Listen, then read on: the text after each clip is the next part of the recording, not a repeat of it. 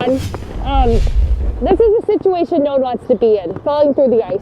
Tom, let's talk about if someone did, what's the first thing they should know if they're out, wanting to have fun outdoors, but come into a situation like this? What's the first thing they need to know? Yep, so the first thing you want to do is try to calm down.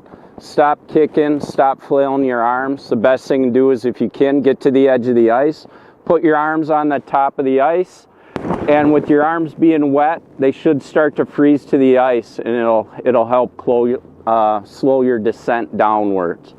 So that's the first thing. Calm down, get your arms up on the ice, so that'll help you stay above the ice. Second thing, if you have the ice picks around your neck, is use the ice picks to try to pull yourself out of the ice or out of the hole. And to use that, it's going to be short, hard jabs, and then kick your feet, and it should pull you up out of the ice, out of the water. Kick, kick. Keep going. Good. And you want to stay low on the ice to disperse your weight as you keep going. If you try to stand up, there's a good chance you could fall through again. So you just want to stay low to disperse your weight until you're a good distance away from the hole to prevent you from falling back in. Now, obviously, I'm in this suit and I feel fine, and I have all you guys here. What if someone is by themselves? They keep going till they get what would they do if they're all alone? Yep, they would keep going. Another good thing to possibly have with you is, if you're by yourself, is have a whistle, something you can blow to signal yourself for help. But you want to keep going. Don't stand up, because the ice is probably going to keep breaking right around that hole. This is why ice is never 100% safe. Even with temperatures like we've had where it's been really cold, we're going to get to 40 again. It's kind of all over the place, right? Yeah, it's important to check your ice conditions. Make those phone calls, call local bait shops, check the ice fishing forums, but always check take the time, check the ice by yourself before you head out, or as you're heading out onto the ice. Absolutely. Okay, we are with the pros, you guys. We're going to see how they perform, train for these ice rescues. Just some good tips if you're out there. We're here with the Pere Fire Rescue at Station 1 this morning. Tom Nelson is here with me, lieutenant and paramedic. And you train for these things because everyone kind of wants to be outside, right? Anglers want to be on the ice, but this time, it can be tricky. We always say ice is never 100% safe.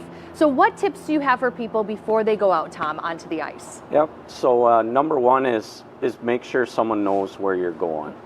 Okay, let them know where you're going, anticipated time when you're going to be coming off the ice in case something happens.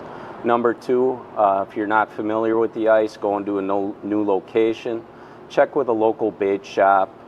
If you can trust the online fishing forums, try to get a good idea of the ice conditions before you head out onto the ice. You want people to bring stuff with them as well. Yeah, good idea is we're always a proponent of personal flotation devices. Have that on in case something does happen.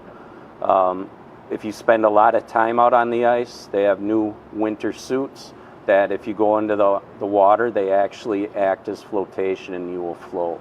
And you even have some stuff here that people can bring with them too, right? Correct, yep. It's always a good idea to have your ice picks out around your neck. If you go in, these are spring loaded, so if you fall in, you need to get out of the ice, you can punch them into the ice and try to pull yourself up out of the water. What about this over here? Yep, so this is a rope throw bag. You're out on the ice, say you see someone else go into the ice or fall in, you can throw it to them, have them hang on to it until help arrives, or if they're able to hold on to it tight enough, attempt to pull them up out of the water. Okay, well, you guys need to prepare here, get everything ready before you head out there onto the ice. What do you bring with you for some of these ice rescues? Yep, so the equipment that we're going to wear when we go out for an ice rescue is this is a Mustang ice rescue suit.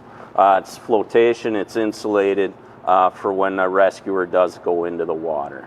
Okay, there's a built-in harness to it.